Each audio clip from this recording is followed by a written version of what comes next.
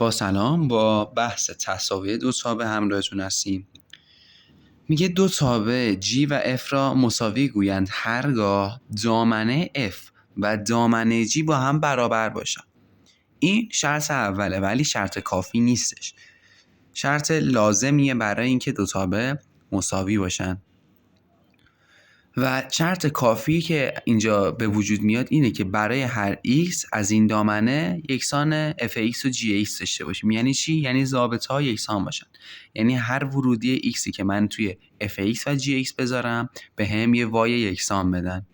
این میشه شرط لازم و کافی برای اینکه دو تابع مساوی باشن.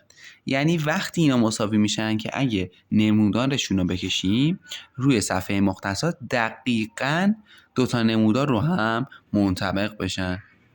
خب یه مثال هم بزنیم از تساوی دو تا تابع که قشنگ دیگه فهم و درک و کافی داشته باشیم. گفته بگو که آیا این دو تا رو از هم جدا کرده این دو تا تابع با هم مساوی ان و این دو تا تابع آیا با هم مساوی ان یا خیر.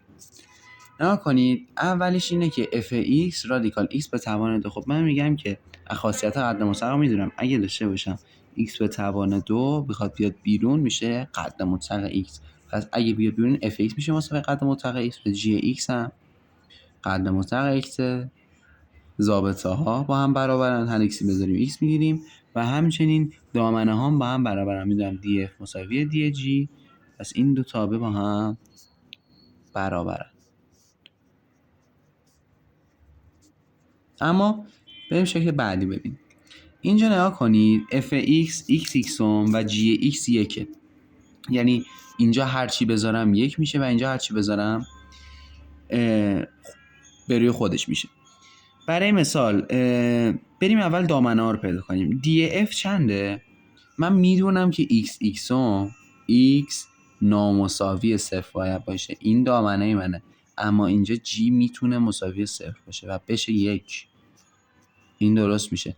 پس دامنه ها با هم برابر نیستن. df نامساوی dg و این دو تابع با هم برابر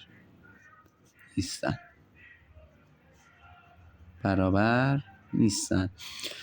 این هم یه هشدار بگیریم خوبه. میگه که همواره دامنه تابع رو df ها و dg ها رو قبل از ساده کردن ضابط حساب کنید.